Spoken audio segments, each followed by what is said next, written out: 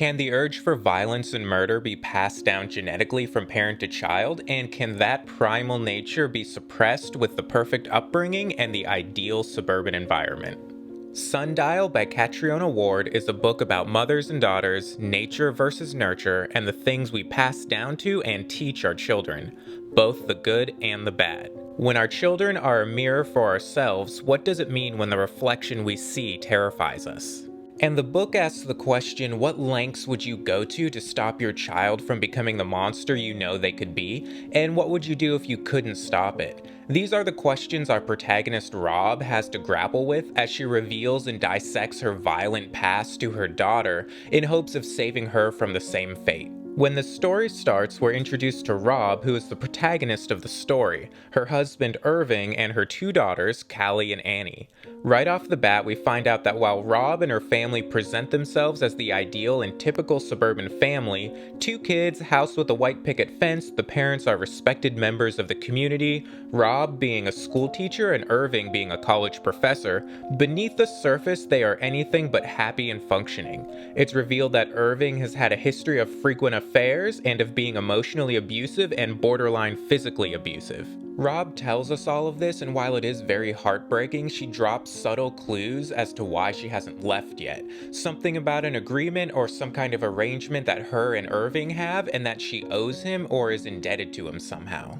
The picture that is painted for us of Rob's life is one of trying to overly control her environment. Her home is perfectly curated with the best brands and organized like a Crate and Barrel showroom. She also works at the school that her daughters attend, so she's able to keep an eye on them. All of this work to maintain an ideal image is shattered when Rob's older daughter, Callie, is caught trying to poison her younger daughter, Annie. Callie has no explanation for it other than that she has certain urges, and this scares Rob because while she was hoping this day wouldn't come, she was prepared for it when and if these urges showed in one of her daughters. Callie has always been a little odd. She's over-obsessed with true crime and murders, and she has a hobby of drawing anatomically correct animal skeletons that she frames and then hangs on the wall. While Rob is going through Callie's room looking for pills and other dangerous items, she makes a discovery that ends up being the final straw. She turns over one of Callie's framed skeleton drawings and finds that the actual skeleton is glued to the back of the picture. She's horrified when she realizes that Callie didn't only try to poison her sister, but she's also killing animals and keeping their skeletons.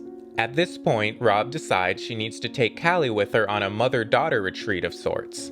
Rob takes Callie to her childhood home in the Mojave Desert, a place called Sundial that's been abandoned since Rob's parents passed away and left the place to her. She decides it's time to let Callie know about her own troubled past, the terrible urges that have been passed down to her, and try to teach her how to control them. There's a real sense of desperation as they arrive at Sundial. Rob hints at, but doesn't fully say, that if she isn't able to get through to her daughter, then she'll have to do something truly horrific. Believe it or not, that's pretty much just the basic setup and premise of the book, so I won't go into any more details so I don't give too much away. There are many more dynamics and relationships explored throughout the book, like Rob and her husband Irving's rocky relationship, Irving's continued affairs, Rob's relationship with her other daughter Annie, and how Rob obviously favors one daughter more than the other.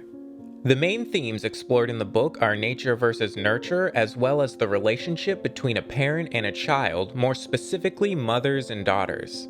There are also other themes explored, like how to deal with long-term trauma, hands-on versus hands-off parenting, control and domination, and mental illness. The book isn't very scary or tense, and I think that's mostly because a lot of the narrative happens in flashbacks while Rob is recounting her childhood to Callie. The mystery is still very interesting, and it was enough to keep me reading because the setup is extremely well done, but I wasn't actually too worried about any of the characters. The chapters will switch perspectives from Rob to Rob in the past and to Callie. I actually found the chapters from Callie's perspective really interesting because according to her, it's her mother who is the unstable one and who feels dangerous. While most of the book is extremely well written, there is a story within a story device used throughout the narrative that I feel like didn't add much to the plot, and I wasn't very interested when they came up. Overall, Sundial was a really interesting read that felt more like a mystery suspense story than a straight up horror book.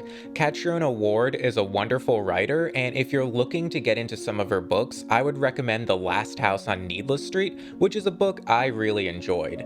But Sundial is by no means a bad book, and it could serve as a really good entry point for someone into the horror genre, since it's pretty light on the horror elements anyways. So if you're looking to explore nature versus nurture and the role it plays in violent tendencies and how they're passed down genetically, then I would check out Sundial by Catriona Ward.